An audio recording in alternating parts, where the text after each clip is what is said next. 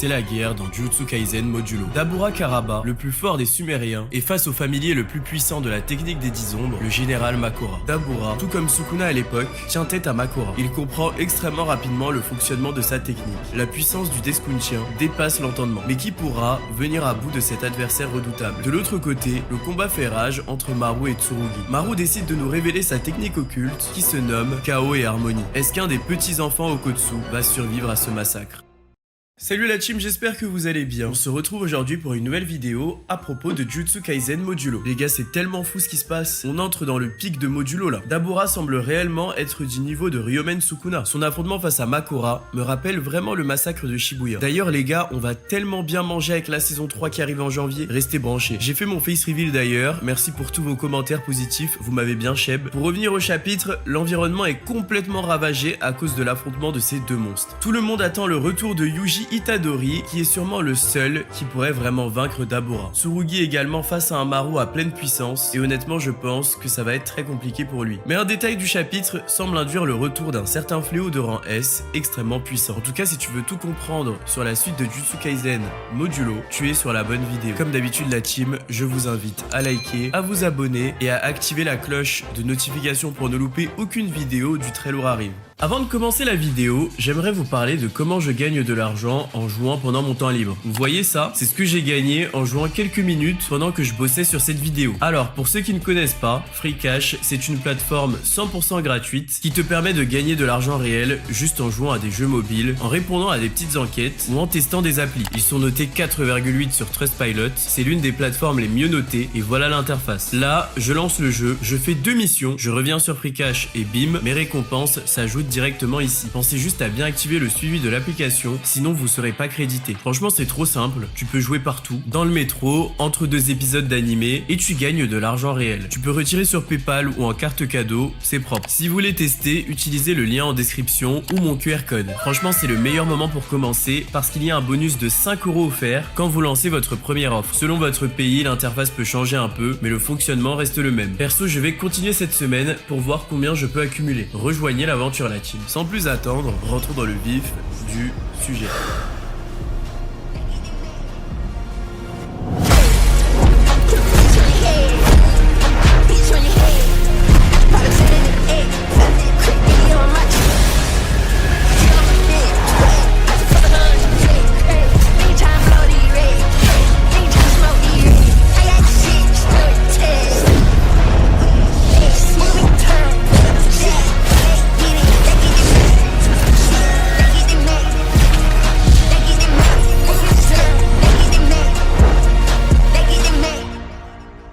Le chapitre commence avec un peu de mise en contexte. On découvre ce qu'il s'est passé concernant la technique des 10 ombres depuis ces 68 dernières années. La voie des 10 ombres, la technique héréditaire la plus puissante du clan Zenin, a été proscrite par le clan Gojo. Il faut dire qu'après le massacre de Maki, le clan Zenin a été extrêmement affaibli. Le clan Gojo a retrouvé une position dominante, ce qui lui permet désormais d'imposer sa vision et son influence sur les autres clans. La technique des 10 ombres a donc été proscrite. Mais pourquoi? Eh bien, si la fin de Jujutsu Kaisen nous a appris quelque chose, c'est que la voie des 10 ombres est une arme redoutable. Il faut dire que Sukuna, le roi des fléaux, s'est directement intéressé à Megumi par rapport à cette technique. Sukuna a réussi à vaincre Gojo Satoru, le plus fort des exorcistes, grâce à Makora et son adaptation. Je ne sais pas si on réalise, mais le 6e œil et la technique de l'infini ont été surpassés par la voie des 10 ombres. C'est le contre absolu. De manière très logique, la famille Gojo, après ces événements, a réalisé le danger fondamental que cette technique représente pour leur clan et leur lignée. Par conséquent, le clan Zenin étant affaibli, ils en ont profité pour bannir cette technique. La seule exception, c'est Yuka Okotsu. Elle est autorisée à utiliser la technique des 10 ombres, mais seulement en partie. Elle a le droit d'utiliser des techniques des familiers, mais sans les invoquer complètement. C'est ce que nous avons vu auparavant. En parlant de Yuka, nous apprenons que sa situation est plus tendue que jamais. Yuka Okotsu est d'ores et déjà considérée comme morte. Le rituel de soumission de Makora l'achèvera, peu importe l'issue. La cérémonie ne prendra fin qu'au décès de Dabura ou lors de la destruction de Makora. Peu importe l'issue, Yuka mourra sur le coup. Vraiment, la technique des 10 ombres, c'est la vraie malédiction de de Jutsu Kaisen. Ses utilisateurs sont tous condamnés. Pour revenir dans le cœur de l'action, l'affrontement se poursuit entre Makora et Dabura. La roue de Makora a déjà tourné une fois suite à la première attaque de Dabura. Plus que 3 à 4 tours avant que l'adaptation de Makora se fasse complètement concernant le sort de Dabura. Makora se rue alors sur Dabura et l'envoie voler avec un coup de pied. Mais Dabura réussit à stopper sa projection avec un seul bras, utilisant les bâtiments qui l'entourent. Il aura farm de fou. Dabura utilise alors son sort de lumière comme si c'était un rayon laser, déchiquetant la moitié du corps de Makora. Mais à cet instant, la roue de Makora tourne une nouvelle fois. Rappelez-vous que lorsque Makora est touché plusieurs fois par la même attaque, le processus d'adaptation s'accélère. Les dégâts sont de moins en moins importants sur lui. Le bras de Makora se régénère ainsi extrêmement vite. Et alors que Dabura lui lance un projectile, ce dernier réussit à l'attraper et le détruire. Dabura réalise alors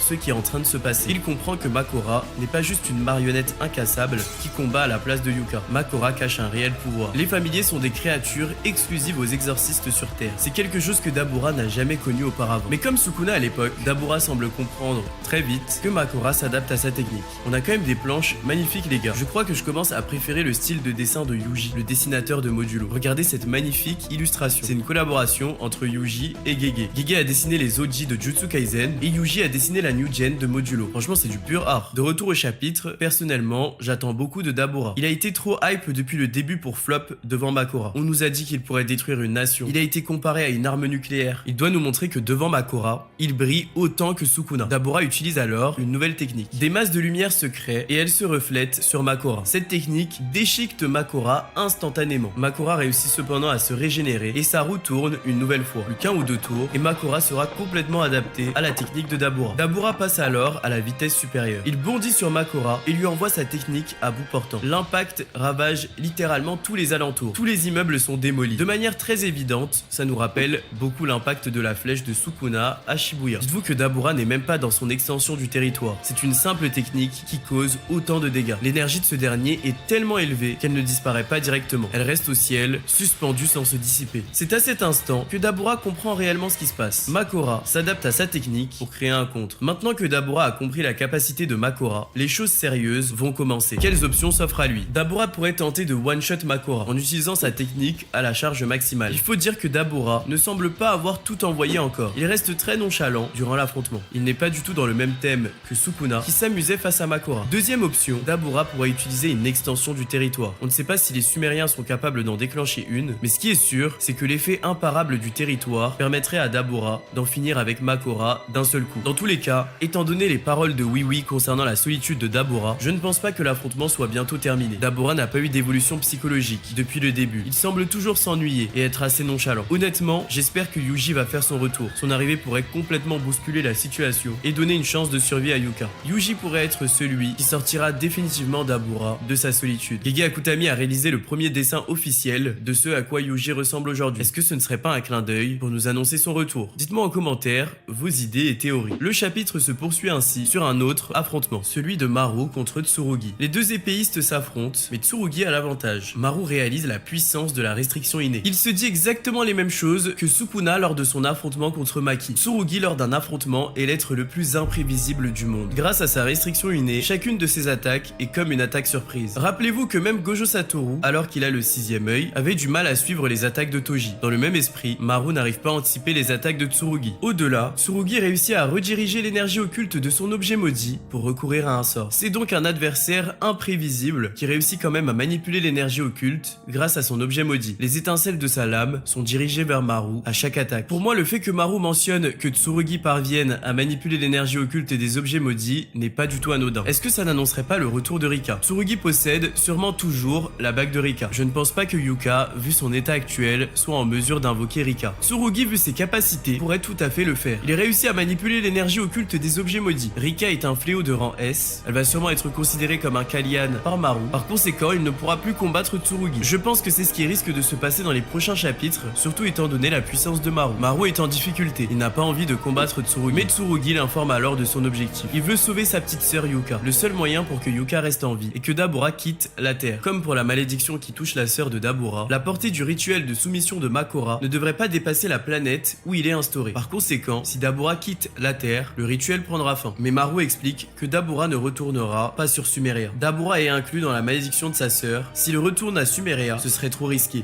Elle pourrait mourir définitivement. La seule solution concernant Dabura et la malédiction malédiction de sa sœur et d'utiliser les cordes noires. Mais Maru explique qu'il est trop tard pour cela désormais. Rappelez-vous que Dabura a une sœur. On ne sait pas grand chose sur elle, mais on sait qu'elle est retenue par le chef des Deskuntiens. Je me suis toujours demandé pourquoi Dabura n'a pas juste tué le leader des Deskuntiens pour sauver sa sœur. C'est une menace du niveau de Sukuna après tout. Il peut vaincre n'importe qui. Mais là, nous avons enfin la réponse. Peut-être que si Dabura tue les chefs Deskuntiens, la malédiction se déclenchera et sa sœur mourra sur le coup. Dans le chapitre 11, Uzami expliquait à Dabura que les cordes noires existent et que cet objet maudit permet d'annuler n'importe quel sort ou malédiction. Cet objet pourrait lever la malédiction sur sa sœur. Rappelez-vous que cet objet maudit a été mentionné dans Jutsu Kaisen. Tsurugi déclare alors que s'il gagne, Maru et les Sumériens devront quitter la Terre. Tsurugi c'est un vrai xénophobe. On sait pour qui il va voter en 2027. Maru à cet instant ressent qu'il est dans une position similaire à celle de Dabura. Il a failli perdre son frère et il a peur de perdre ses amis. Il se retient face à Tsurugi, son ami. Mais alors que Maru est en pleine introspection, il se passe quelque chose d'étrange. Une voix provenant de son troisième œil lui parle. Une voix malveillante. Elle lui déclare: comment peux-tu te qualifier de guerrier si tu laisses un terrien te marcher dessus? Et cette voix prend le dessus sur Maru. Il décide de ne plus retenir ses coups et de frapper avec l'intention de tuer. Il utilise alors sa technique dont le nom nous est révélé pour la première fois, Chaos et Harmonie. À l'instant où cette technique s'active, l'environnement change d'un coup. Les principes physiques semblent être renversés, exactement comme lors de son combat contre le vieux maître des fléaux. Tsurugi va être face à un Maru à 100%. Bon, ce chapitre était vraiment fou. Les deux affrontements sont bien introduits et les choses sérieuses commencent. J'ai hâte de voir Dabura à pleine puissance et surtout j'espère que Rika fera son entrée pour sauver Tsurugi. En tout cas, dites-moi en commentaire vos pronostics et on se retrouve la semaine prochaine pour une nouvelle review. N'oubliez pas de tester Freecash la team si ça vous intéresse. Merci à vous, restez sur vos gardes et à très vite.